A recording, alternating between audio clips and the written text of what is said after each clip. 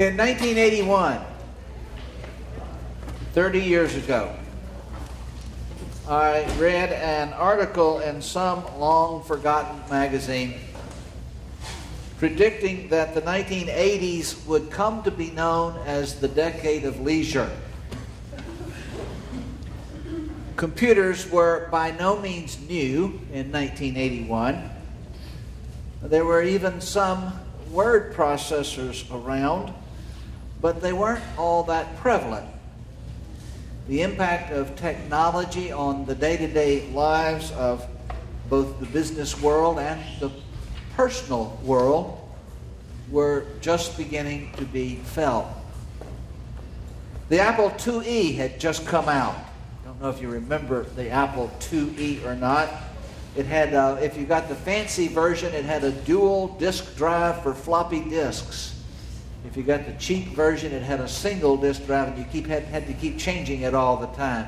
You had to have the operating system on a floppy disk, and it had to boot that up, and then you would have to put a program in it, an application, and you had to change it back and forth. It had a 64K of random access memory. Computers were just beginning to find their way into school classrooms. It would be another year or two after 1981 that I started using a word processor, and for a number of years I had a dot matrix printer, the kind with a tractor drive where you had to tear the little perforated edges off of each page when it came out. The internet, believe it or not, was still more than a decade away from widespread public use. There were some networks of computers that could talk to one another, that communicated. The foundation of the internet was either in place or was quickly getting there. But personal internet service providers, what we call ISPs, were still in the future. And people weren't sure what to do with home computers. There was no email. Mostly they were used to write letters, to sort recipes, or else as sophisticated toys to play really cool games. But already in 1981, people who watched such things knew that something was coming. They didn't know exactly what. They didn't know what particular shape it might take, but they knew it would be big. The ideas were out there. Technology was going to change the way we lived. The article that I read suggested that it was going to be like the Industrial Revolution, of the same magnitude as the Industrial Revolution, with a similar impact on society in magnitude, if not in particular details. So much of what we did would become automated. So many of the things we did to run our businesses and our homes would be able to be done in a fraction of the time, or even so automated that they wouldn't take any time at all. They just would be done for us.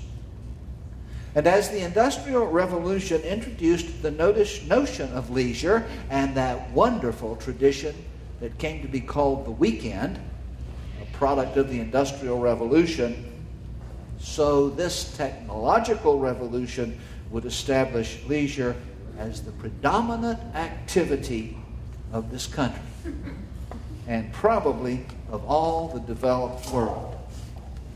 We would see in the 1980s, so went the prediction, the advent of the 32-hour work week. More and more people would work at home from the comfort of casualness of being without the wasted time of commuting back and forth from work. And the big question for most Americans would soon become what to do with all our free time. There would be a major cultural shift. There would be a period of adjustment, no doubt, maybe even growing pains as The old ways gave way, old industries died, and new ways and new industries were born. It would be like moving from horses to cars. It would be like moving from gas lights to electricity. It would be difficult, but it would be inevitable. And if you were looking for a place to invest money, the smart move would be to invest in the leisure industry. Those companies that were already in the business of helping Americans spend their spare time. They would be the companies that would have a head start, a leg up. They would have the experience and the infrastructure already in place. They would have the know-how to take advantage of this increased leisure. I don't remember the name of the magazine in which that article appeared, and I don't remember the name of the author. I don't imagine anyone remembers the author's name. It has long ago joined the pile of intriguing ideas that didn't turn out. It was not a prediction that would establish one's reputation as an observer of human nature or social trends. What has happened instead is that we have moved to the 80-hour work week and the use of weekends as additional opportunities for work.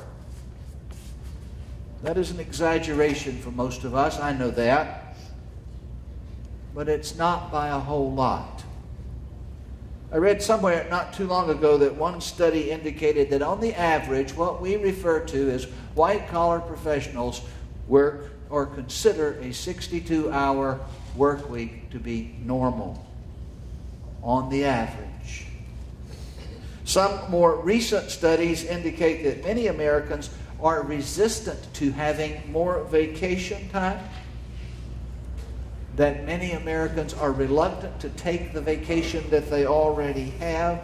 A lot of vacation goes unused. People report being afraid to take vacation, afraid that they will lose control, that they will lose their position, afraid that if they take vacation, they will be seen as less dedicated, less productive than others.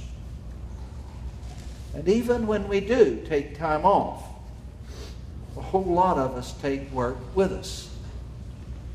That's what the technological revolution has done for us. It has made it possible to take work anywhere, anytime. Last week I spent some time talking about the biblical concept of Sabbath, and I'm not going to go back to that except to say that our time in our culture finds it as difficult a concept to understand as any there is. We just don't do Sabbath. We don't know what it is. We don't get it. I graduated from seminary in 1974, and I went to a large suburban parish in Atlanta. I was the third priest on a staff of 3, and one of my jobs was to call on visitors who came on Sunday and sign the guest book. We had 2 matriarchs who had been members of that church from its inception, one at the 9 o'clock and one at the 11 o'clock service, and they would guard the door, and anyone who was not a member was required to sign the guest book before they would be let into church. It was a large enough parish and in a growing area of Atlanta so that we would have anywhere from 5 or 6 all the way up sometimes to 12, 15 families would visit every week.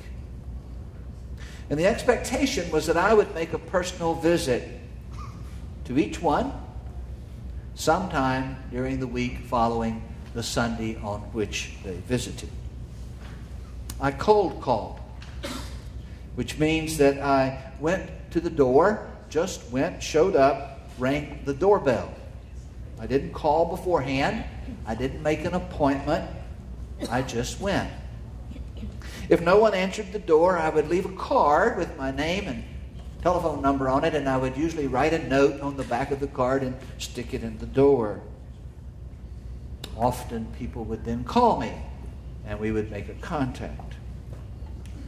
About half the time, someone was home. Usually the wife who didn't work, but it was not at all unusual to find whole families at home. I would be invited in, offered a cup of coffee, every once in a while, something stronger than coffee, and we would visit a half an hour and sometimes longer than that. 10 years later, by 1984, the custom was dead. It was dead in any church that I knew of. For one thing, it was seen as something less than appropriate for a male priest to be visiting a female parishioner alone and unannounced. The times became more suspicious. If you just knocked on someone's door, rang the doorbell, they well might call the police rather than answering the door. And privacy became more important for reasons that are complicated and a whole other discussion. Dropping by began to be more and more seen as an intrusion on people's privacy. All of that is true. But one of the main reasons that visitations ended was indeed simply that nobody was at home. No one was at home any longer. More and more wives were going to work. Less and less time was being spent at home. And the main adjustment for Americans in the technological revolution hasn't been figuring out how to use our leisure time, but rather how to redefine the concept of family, how to eat on the run, and how to have some sort of quality life that's meaningful when no one is there at the same time. And in many families, the shift has not been from a 40-hour work week to a 60-hour work week, but rather from a 40-hour work week to a 120-hour work week, because we went from one person working to two. And the growth industries have been fast food restaurants, takeout places, and daycare centers that are open from 7 a.m. until 6 p.m. every day. And for the last 20 to 25 years, the statement that I hear from people a lot is a statement of exhaustion, physical and spiritual. I am just worn out. I am empty. And that may have to do with the fact that the baby boomers are getting older. We don't have as much energy as we used to. But it also has to do with the fact that most of us are working harder and longer. Most of us are going at an ever-increasing pace. That's what the revolution did. Why is that?